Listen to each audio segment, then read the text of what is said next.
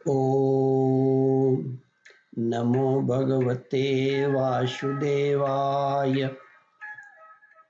श्रद्धालु भक्तों, श्रीमद् भागवत महापुराण के चतुर्थ स्कंद के 20वें अध्याय के अंतर्गत महाराज पृथु की यज्ञशाला में श्री विष्णु भगवान का प्रादुर्भाव का वर्णन है।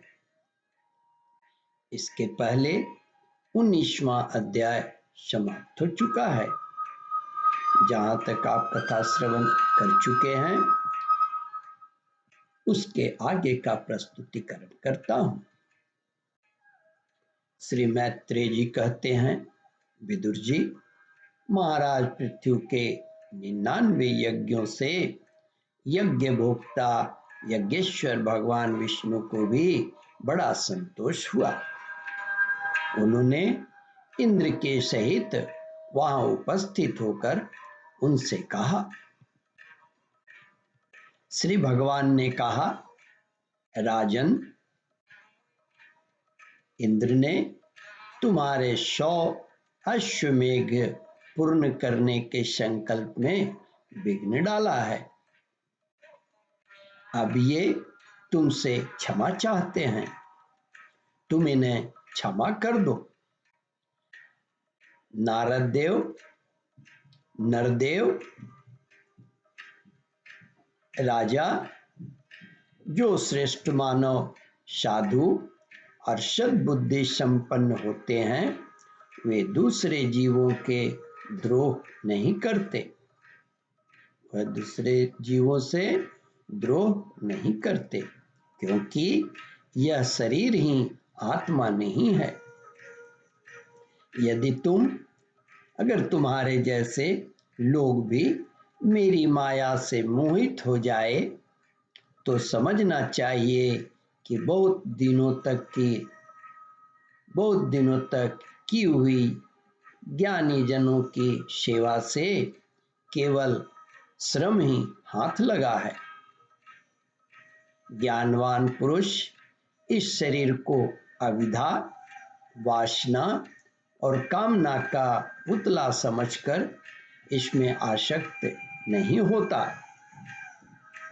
इस प्रकार जो इस शरीर में ही आसक्त नहीं है, वह विवेकी पुरुष इससे उत्पन्न हुए घर, पुत्र और धन आदि में भी किसी प्रकार ममता रख सकता है।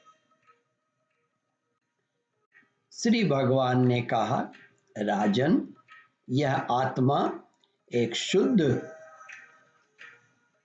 स्वयं प्रकाश, निर्गुण, गुण का आश्रय स्थान, सर्वव्यापक,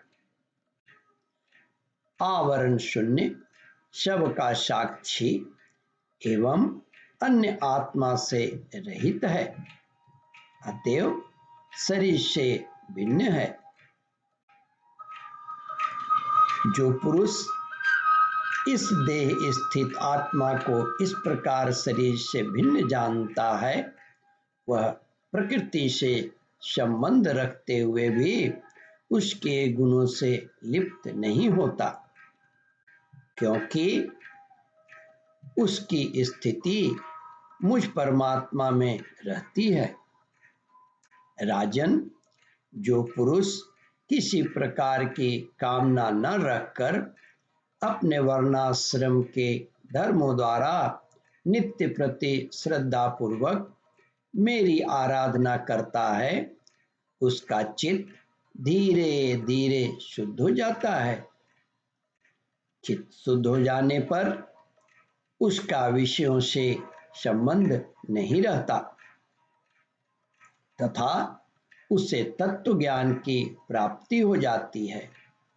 फिर तो वह मेरी समता रूप स्थिति को प्राप्त हो जाता है। यही परम शांति है। ब्रह्म अथवा कैवल्य है। जो पुरुष यह जानता है कि शरीर, ज्ञान, क्रिया और मन का साक्षी होने पर भी कुताश आत्मा उनमें निर्लिप्त ही रहता है। वह कल्याण में मोक्ष पद प्राप्त कर लेता है। ओम परमात्मने नमः। श्रद्धालु भक्तों, इस कथा को ध्यान पूर्वक श्रवण, मनन और इसका चिंतन करें। इस कथामृत का रसास्वादन अपने बंधु बांधवों को भी करावे। इस वीडियो को शेयर और सब्सक्राइब करें। ओम परमात्मने नमः।